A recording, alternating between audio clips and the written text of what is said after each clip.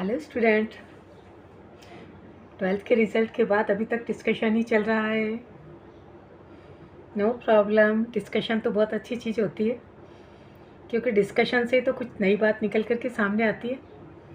तो आप लोग डिस्कशन कर रहे हो, ये आप लोगों ने मुझ तक बात पहुंचाई कि मैम अभी डिस्कस कर रहे हैं, बहुत अच्छी बात है।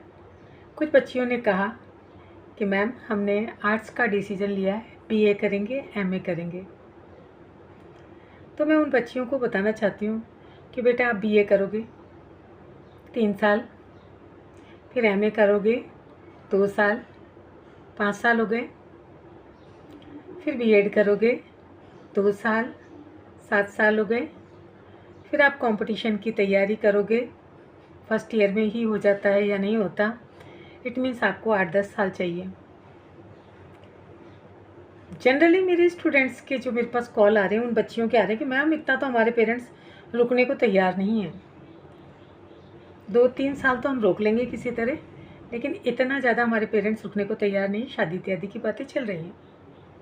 तो मैं ऐसी बच्चियों को सजेस्ट करना चाहती हूँ कि बेटा पढ़ाई और जॉब ये हमें संबल प्रदान करता है, तो आपको पढ़ना चाहिए।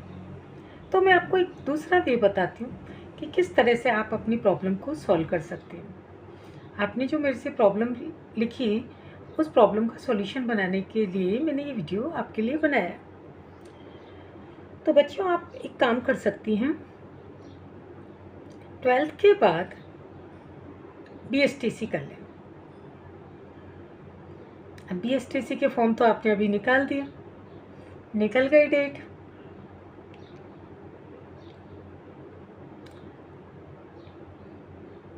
कोई बात नहीं, फिर भी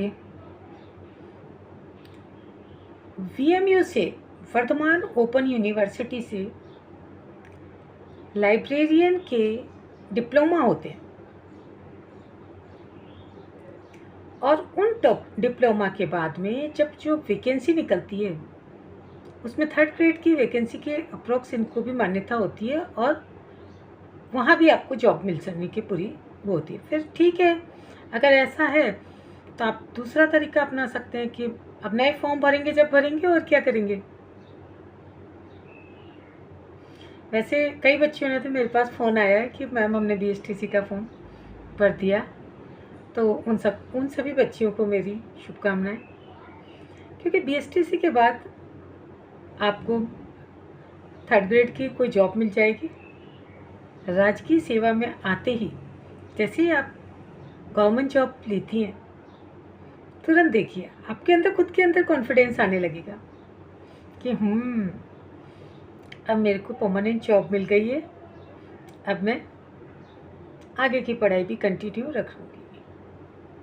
तो अब प्रश्न ये आता है कि जॉब के साथ पढ़ाई कैसे रखेंगे आप कंटिन्यू।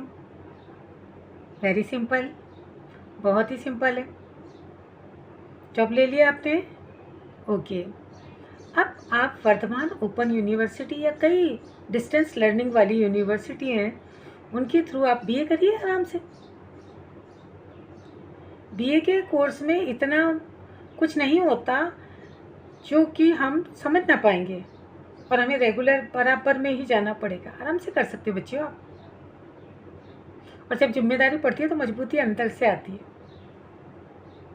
तो मैं आपको यही सजेस्ट करूँगी कि पहले आप बीएसटीसी करें सभी बच्चियों के लिए, इस साल के लिए, अगले साल के लिए भी। 11th की बच्चियाँ भी देख रही होंगी, उनके लिए भी मैं सजेस्ट करूँ नेक्स्ट ईयर अपने आप रेडी रहना। तुरंत एग्ज़ाम आएगा, रिज़ल्ट आएगा, फिर सोचेंगे, ऐसे ना सोचना बच्चियों। तो कौन सा बताया मैंने आपको कि जैसे आप 12th करते हैं वैसे ही बीएसटीसी का फॉर्म भर के और इसका कोर्स कर लें डिप्लोमा, और इसके बाद में 3rd ग्रेड के जॉब में आ जाएं। बच्चियों के लिए, लड़कियों के लिए तो बहुत बढ़िया चीज़ है टीचर, और स्टूडेंट के लिए भी बहुत ही बढ़िया चीज़ है कि उनको एक लेडी टीचर जब पढ़ाती है तो उनको थोड़ा कॉन्फिडेंस भी बढ़ता है। वो आसानी से कुछ बातें आकर के पूछ भी पाती हैं, हर तरह की प्रॉब्लम को डिस्कस कर सकती हैं। वैसे बच्चे भी हमारे कर रहे हैं बीएसटीसी, उन बच्चों को भी बधाई। हमारे बच्चे कोई कम थोड़ी है, बच्चे और बच्चियाँ दोनों मजबूत हैं हमारे। पर बच्चों की तो शादी होती है तो घर पे ही हैं, तो मम्मियाँ पढ़ाती रहती हैं, वो पढ़ते नहीं हैं। और बच्चियाँ पढ़ना चाहती हैं और उनकी शादी हो जाती है तो दिक्कत आ जाती है, इसलिए उनके बारे में सोचने की बात आती है। तो भाई आप लोग क्या करेंगे, बीए कर लेना, एमए कर लेना, फर्स्ट ग्रेड भी कर लेना, बाद में आरएएस भी देना, आईएएस भी देना, सब कुछ देना। फिर क्या करें, अभी क्या करें, एक जॉब को सिक्योर कर लें। ओके, समझ में आ गया। साइंस की फील्ड में आपको बताऊंगी, अगर आपने साइंस लिया है, 12th लिया है, 12th साइंस से क्लियर किया है, तो आप बीटेक करेंगे, नो डाउट।